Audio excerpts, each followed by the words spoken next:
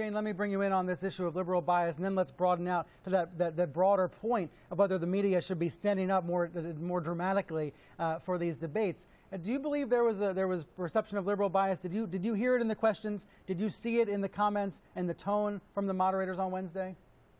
Honestly, I did not. I saw a bias towards conflict and a bias towards gotcha.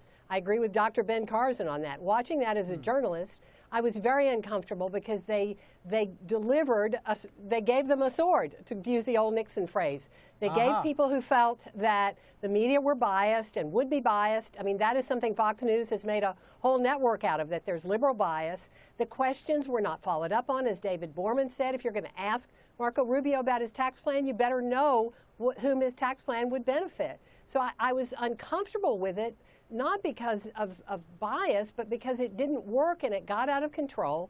And you can see that the mood in the hall turned very angry. I don't blame those candidates. We are not the story as journalists. We really are not. Yeah, well, and every moderator always says, grandstanding. Every moderator says before debates, I don't want to be the story the next day, and that's one of the places where the CNBC moderators failed. Right, I think you said it so succinctly just now. It's almost story. like CNBC opened a door, and now all the candidates are walking through it, taking advantage. Let me go at this issue you brought up, Matthew, about media outlets uniting. Instead of piling on CNBC, everybody separating. Should all news outlets be standing up for the notion of more debate? Should they all be speaking a united voice, or is that inappropriate and impossible? Well, you know, the candidates are starting to speak with a united voice. Maybe it's not a bad idea. I think we should all stick up for the idea that you should have spirited debates where you ask people about their positions and you try to illuminate differences among them, but you don't. You know, I think part of the problem is these candidates are tired of being asked what they think of Donald Trump. You know, and Donald Trump is negotiating this, and rightfully so in some ways, as if it's The Apprentice. I mean, he's right in saying, I brought you a lot of ratings.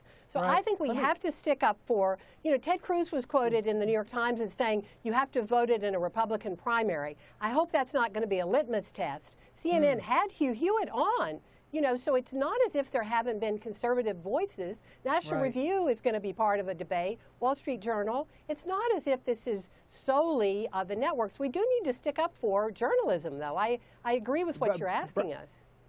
Brian, yeah, one thing. I think this sounds a little bit like Casablanca and Captain Renault, which is there's this like I'm shocked gambling's going on here. We have 10 candidates on stage with a reality star in the center of it, and we wonder why debates have devolved in this way. There's no question that's been contributing to this factor. The media and CNBC can be blamed for some of the things they ask, absolutely, and they should be faulted. But the reality of a reality star leading the polls has contributed to this. CNBC believes a few weeks from now, we'll be talking about how their debate changed the race, not about the ugliness of the debate, not about the out-of-control nature. We'll see if that's the case. In the meantime, Jane, Matthew, thank you both for being here this morning.